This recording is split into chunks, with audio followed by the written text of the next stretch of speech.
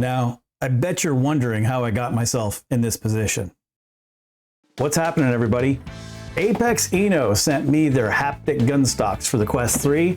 I've had 4 or 5 days to check them out, and now I'm going to let you know what I think.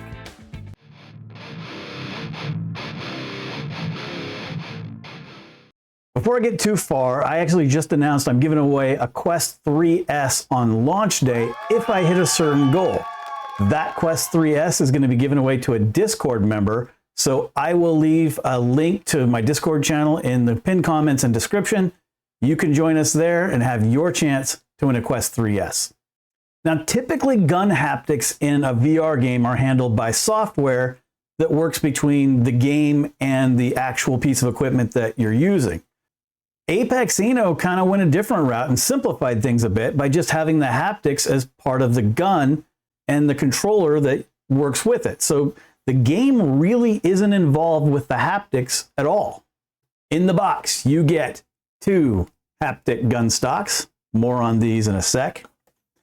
You get 2 charge cords, 1 for each gun stock, believe it or not.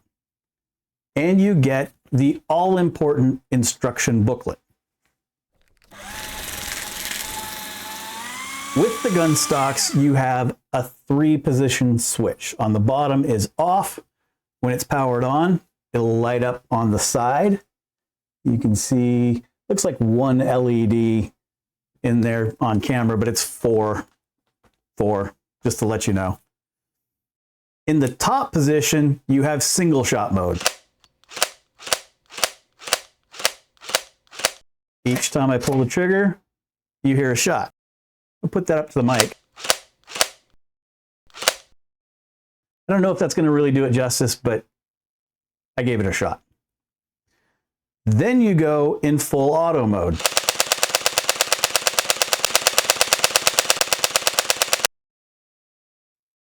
Full auto mode's a lot of fun. Since you have 2 gun stocks, might as well put them both in full auto mode.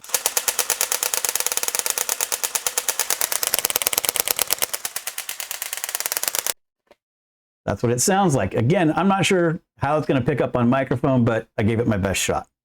Charging the Apexinno gun stocks is super simple. USB-C port there, plug it in here, and you're charging. Really simple.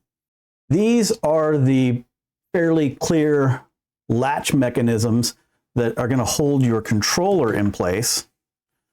We'll pop the controller in there and then just snap those down, and it's secure. It's not going anywhere at that point. The weight of these controllers is definitely tilted towards the front. The battery's there, the spring-loaded mechanism is there. There's just a lot of weight on the front. As far as that weight goes, the individual gun stocks themselves weigh 219 grams or 8 ounces-ish, half a pound. When you combine them with the controllers, you get about 330 grams-ish, or about 3/4 of a pound. Now, my actual 9mm pistol weighs about 2.5 pounds with a fully loaded clip. So that kind of gives you an idea. 3/4 of a pound versus 2.5 pounds. The way the gun works is super simple. There's just an orange trigger here that when you press it, pushes in your controller trigger. In full auto mode, just like that. These things are so much fun. For the review part, I'll go through the negatives first, just get those out of the way. There's always something, right? In game, when you run out of ammo, the Apexinno haptic gun stocks don't know it because they're not actually tied to the game. So what's going to happen is you're going to pull the trigger and the Apexinno haptic gun stock is going to fire. You're going to feel it and you're going to hear it. But in game, you're pulling the trigger on an empty gun. Speaking of sound, you're going to hear an audible clacking sound. In all of my tests on microphone, it's a little dulled. It's kind of more of a thud than it is a clack. Believe me, you hear a clack sound. It's plastic on plastic, and it's kind of a slapping noise. Another little weird thing, but it's honestly so minor. I don't even know if it's worth mentioning.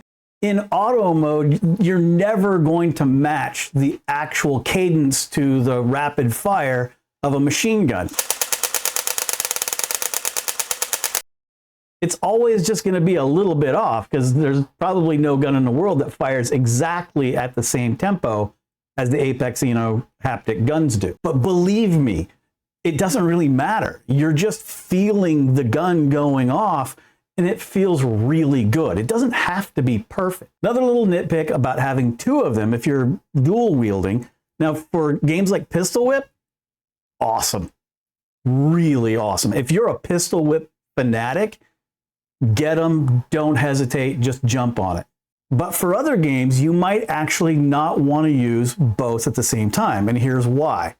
If I'm shooting and I run out of ammo and I go to reload, there's a lot over here that gets in the way. I drop my clip, I go to grab another one, I put it in place, pull the slide. It's just a lot going on to have two of these in your hands. On the positive side, these things are just fun. Like, they're just so much fun. I really didn't think they would be this much fun, but they are. In game, they definitely help with immersion. No doubt about that. But just running around the house, shooting at my wife is awesome. It's shocking how much mileage you get out of these things. It's like an old school cap gun from when I was a kid, but you never run out of ammo. And if you do, you just recharge them and you're off and shooting again.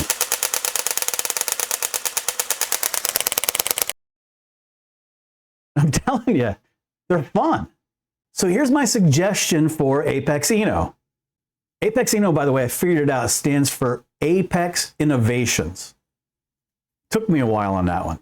Don't change a thing on these haptic gun stocks. They're awesome. But I don't know that you need two of them in a set unless you're a pistol whip person or just the game you happen to love, you do a lot of dual wielding. I'm just not sure that two are necessary. If apexinno sells these as a single gun option, they can lower the price, which lowers the barrier to entry. And then from there, make us a gun stock that attaches to this, like a rifle stock. So now I can have my regular controller, put it in place and have control, but also haptics inexpensively. So I am definitely putting links in the pinned comment and description that'll go to Amazon, I think, for the apexinno haptic gun stocks, because they're just awesome. They're just so much fun. Thank you so much for watching, everybody. And that's what's happening. See ya.